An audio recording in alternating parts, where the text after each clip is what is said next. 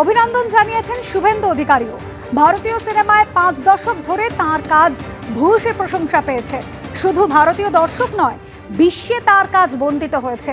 मेरा सफेद तुरंत खुले, भरपूर झाग दे और इसकी स्मार्ट साइंस दे स्मार्ट केयर और फ्रेशनेस। मेरी चॉइस मेरा सफेद। এক্স স্যান্ডেলে পোস্ট রাজ্যের বিরোধী দলনেতা শুভেন্দু অধিকারী।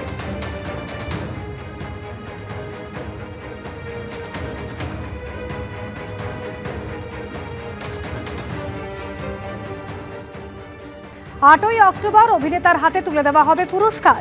ওই দিনেই 70তম জাতীয় চলচ্চিত্র পুরস্কার প্রদান অনুষ্ঠানে সম্মানিত করা হবে প্রবীণ অভিনেতাকে।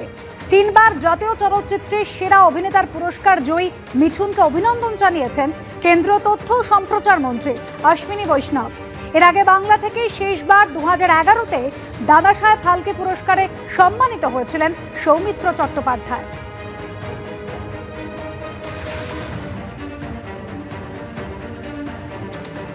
দাদাসাহেব ফালকে পুরস্কারে মনোনীত হওয়ার পর কি জানিয়েছেন অভিনেতা মিঠুন চক্রবর্তী, শুনুন। বলবো ভাই, আমার কাছে না শব্দ আছে, না আমি হাসতে পারছি, না খুশিতে কাঁদতে পারছি। একটা কলকাতার অন্ধ গলি থেকে উঠে আসা ছেলে, বোম্বেতে ফুটপাতে থেকে লড়ে আজ এখানে এসেছি। তাকে এত বড় সম্মান দিলে সে কি বলবে, কিছুই বলতে পারে না। আমি বাকরুদ্ধ হয়ে গেছি। এটুকুই বলছি, এটা আমি ডেডিকেট করলাম আমার ফ্যামিলিকে আর পুরো পৃথিবীতে আমার যত ফ্যান আছে তাদের। Thank you. আরজিকর কাণ্ডের আজ শুনানি রয়েছে। আরজিকর মামলার শুনানি দেশের সর্বোচ্চ আদালতে। আর তার আগে রবিবার শিরেও রাজপথ একেবারে প্রতিবাদে সামিল হলো। রাজপথে মশাল মিছিল করলেন জুনিয়র ডাক্তাররা। 3টে মিছিল এক হলো, জোরালো হলো প্রতিবাদের স্বর।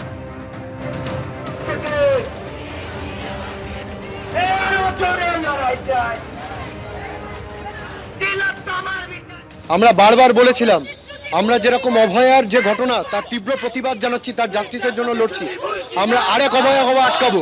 কিন্তু এখন চারিদিকে দেখছি বারবার সবাই বলছে আরজিকর বানিয়ে দেবো। চারিদিকে বিভিন্ন হুমকি চলছে, এসে এসে তারা হুমকি দিচ্ছে। আমরা বলছি আমরা কিন্তু রাজপথ ছাড়িনি, আমরা দ্রোহ দেখাচ্ছি। এখনো পর্যন্ত আমাদের 4 এবং 5 নম্বর দাবি, যেগুলো রোগী স্বার্থ এবং ডক্টর সুরক্ষার সঙ্গে যুক্ত, সেগুলো কিচ্ছু পূর্ণ হয়নি। আমরা রাস্তা ছাড়বো না, আমরা লড়াই ছাড়বো না। এই লড়াই চলবে। আমরা উন্নততর সমাজ গড়ব এবং এমন সমাজ যে সমাজে আরেক অভয়া হবে না, সেই রকম সমাজ গড়ব। এই মেসেজ আমরা এই মশাল মিছিল থেকে দিতে চাই। আমরা বলতে চাই যে অতি দ্রুতগতিতে অভয়ের বিচার দেওয়া হোক, কারণ জাস্টিস যত ডিলেইড হবে জাস্টিস ডিনায়ালের সম্ভাবনা তত বাড়বে। এবং সেই সঙ্গে সারা রাজ্য জুড়ে যে সেফটি সিকিউরিটির প্রশ্নে যে ধীর গতি রাজ্য প্রশাসনের পক্ষ থেকে আমরা লক্ষ্য করছি, তার বিরুদ্ধে আমাদের এই আন্দোলন, আমাদের প্রতিবাদ জারি রয়েছে।